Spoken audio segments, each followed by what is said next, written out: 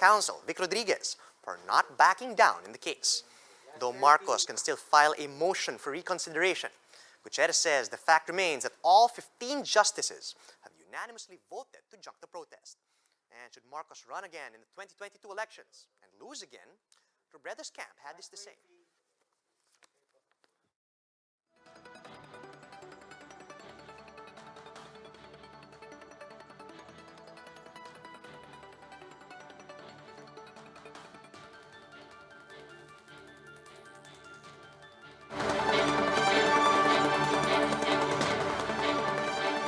The news day continues here on One News Now. I'm Charles Lejano. Cebu City recorded the most number of new cases over the past week, with the daily average zooming past 200. The daily average new cases in the city showed a whopping 62% increase from the previous week. To contextualize, the UP-OCTA research team reported that the national average currently stands at 1,680 new cases daily. Other LGUs in the region also showed higher transmission and hospital occupancy rates. Mandaue moved to the high-risk classification, with increases in its 2-week daily attack rate, positivity rate, and hospital occupancy exceeding 50%. Meanwhile, Lapu-Lapu City also moved closer to the high-risk classification. Although its attack rate and positivity rates held steady, hospital occupancy rates in Lapu-Lapu already exceeded the 70% critical level. The same goes for Talisay, which is now at a critical 83% hospital occupancy rate. To shed more light on the increasing numbers in this region, we have on the line Dr. Mary Jean Loreche. She is the spokesperson of DOH Region 7. Good morning, Dr. Loreche. Could you hear us? Yes, I can hear you loud and clear. Magandang araw po sa ating lahat. All right, thank you for joining us this morning. Let's zero in first on Cebu City. What in your mind is causing this spike in the daily average of new cases? I'd like to correct lang siguro some of those data that you mentioned about the critical care, critical levels of our hospitals, for Cebu City, for Talisay, Lapu-Lapu City, and Mandaue. You see, our latest guidelines in the Department of Health in terms of critical care utilization, 60% is considered safe. Anything higher than that is considered, So when you go 70-80%, that's when you say that's critical level. But based on the data that we have on the ground, we have a critical care utilization of 45%, meaning to say we are still very safe. So let me answer your question. Sa ito po kasing sinasabi nating umakyat ang ating mga kaso, masasabi po natin kasi na bukas po ang aming economy. We have been in MGCQ since September of last year. People movement is there already. So, mapapansin talaga natin yan na this is how it will be when we start to open our establishments. So, economy is back to its feet. So, that's one. Secondly, napakahalaga po kasi sa amin dito, meron po kaming tinatawag na Emergency Operations Center. Ito pong aming mga Operations Center are very aggressive in contact tracing, isolation, and extraction of the positive case. So dahil agresibo po sila, lahat po na nako-contact trace, tinitest po natin yan. Kaya lalabas po na marami kaming kaso.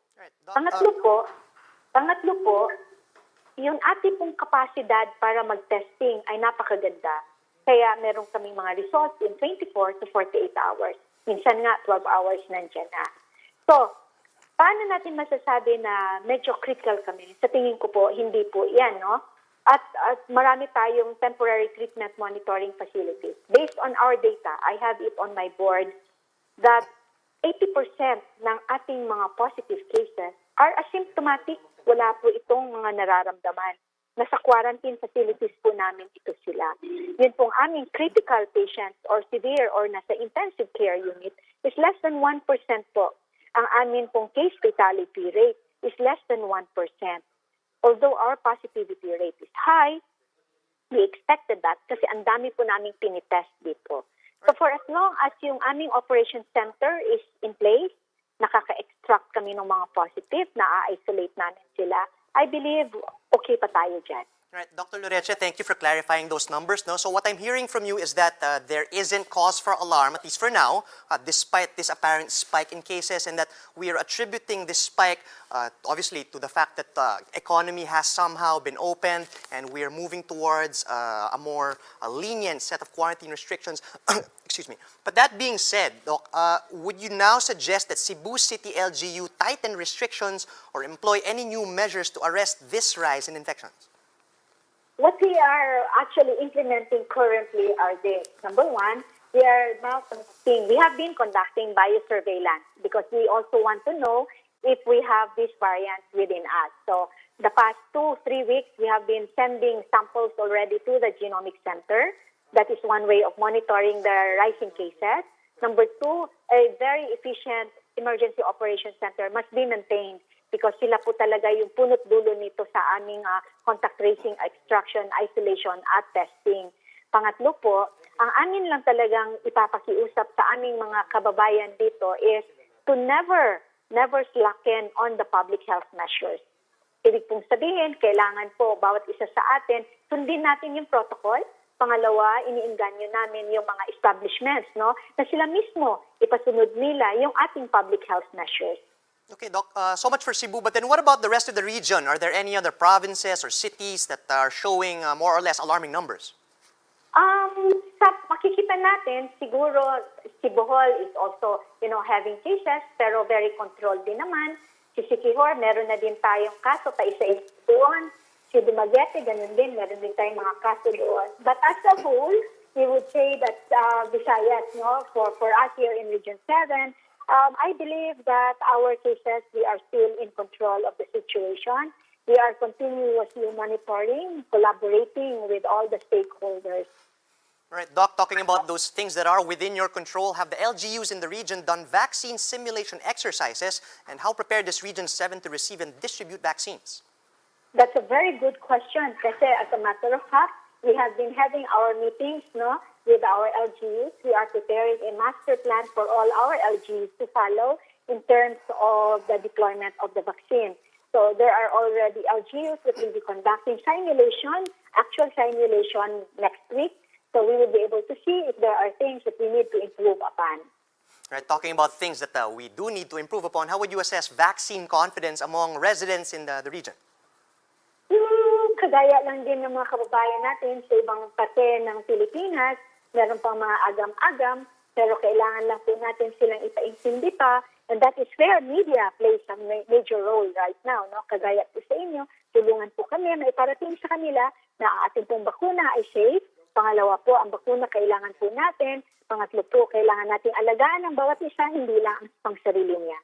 Right, thank you for your time this morning, Doc. That was Dr. Mary Jean Loreche, spokesperson of DOH Regional Office in Region 7. Salamat po. Over here in Metro Manila, the situation remains flat, with the reproduction number still at 1. But some cities are showing an increase in new COVID cases. Navotas had the most noticeable spike to 20 new COVID-19 cases per day this week, from just over 3 in the previous week.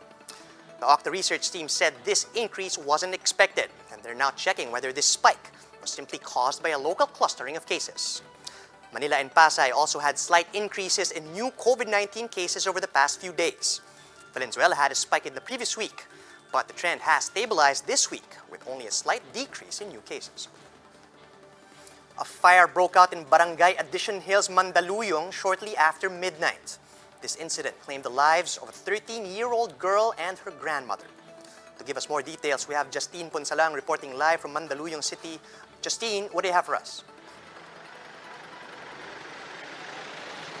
Charles, the situation in Block 39, Barangay Addition Hills, Mandaluyong City is slowly returning to normal after a fire broke in the neighborhood this morning. However, things will never be the same for the Lamak family who lost 2 of their kins in the incident. The Bureau of Fire Protection reports that the blaze started at past 12 this morning.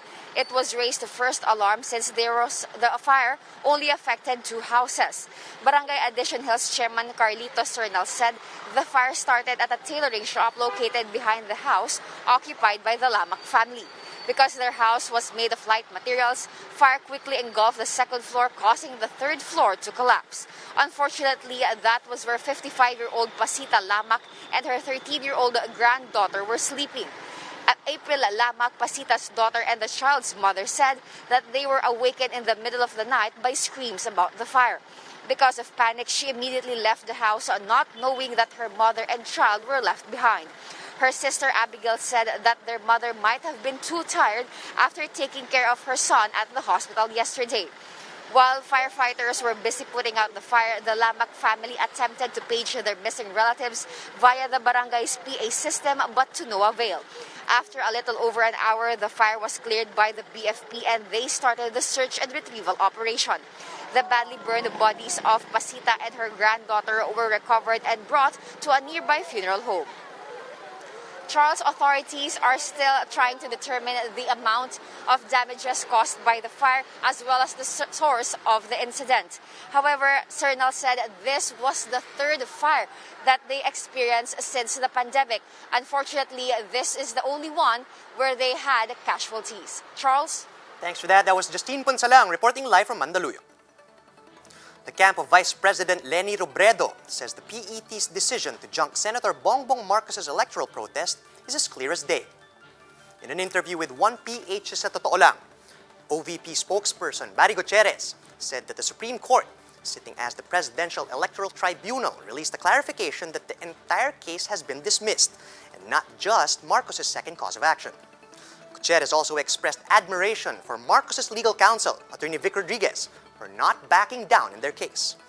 Though Marcos can still file a motion for reconsideration, Gutierrez said the fact remains that all 15 justices have unanimously voted to junk the protest.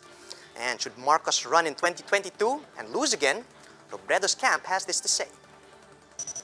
Sana, kung tatakbo ka man, maging bukas na kung matatalo. Talagang tanggapin habang maaga. Ang hirap nung isang eleksyon, 3 beses na tatalo. Di ba? Dapat hanggang isa lang. And those are the top stories of the hour. Join us later at 1 p.m. as we continue to monitor the day's biggest stories. You can also catch One News on the Signal Play app. Register for a free account at www.signalplay.com and stream One News live anytime, anywhere. I'm Charles Lehano. We are One News.